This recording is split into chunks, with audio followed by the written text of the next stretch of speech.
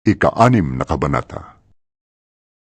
Patuloy ang pagdami ng mga sumasampalataya at dumating ang panahong nagreklamo ang mga Helenista laban sa mga Hebreo.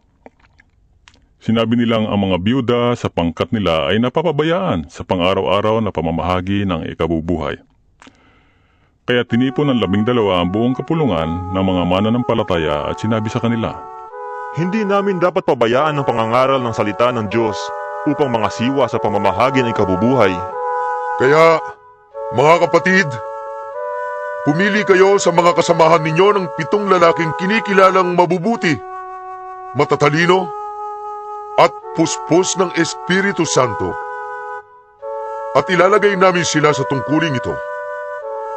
At iuukol naman namin ang buong panahon namin sa pananalangin at sa pangangaral ng salita. nalugod ang buong kapulungan sa panukalang ito.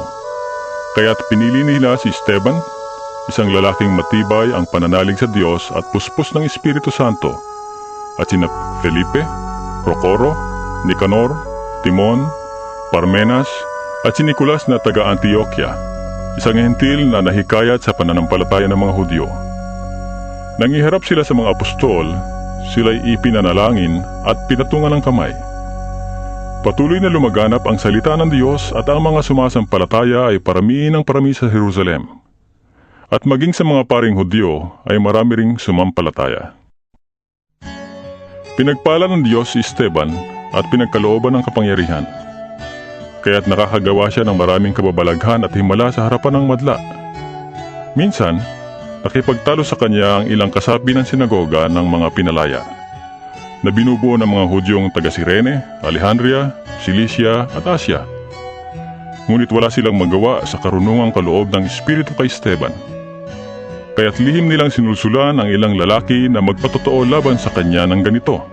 Narinig naming nilalait niya si Moises at ang Diyos. Sa gayon, naudyukan nilang magalit kay Esteban ang mga tao, ang mga pinuno ng bayan at ang mga tagapagturo ng kautusan. Siya ay sinunggaban nila at dinala sa Sanhedrin. Nagharap sila ng mga sinungaling na saksi laban kay Esteban. Sinabi nila, Ang taong ito ay walang tigil ng pagsasalita laban sa banal na templo at sa kautusan ni Moises. Narinig naming sinasabi niya na ang templo raw ay gigibain nitong si Jesus na taga Nazaret at papalitan ang mga kaugaliang ipinamana sa atin ni Moises. pinagmasdang mabuti ng lahat ng nakaupo sa Sanhedrin si Esteban, at nakita nila na ang kanyang mukha ay parang mukha ng anghel.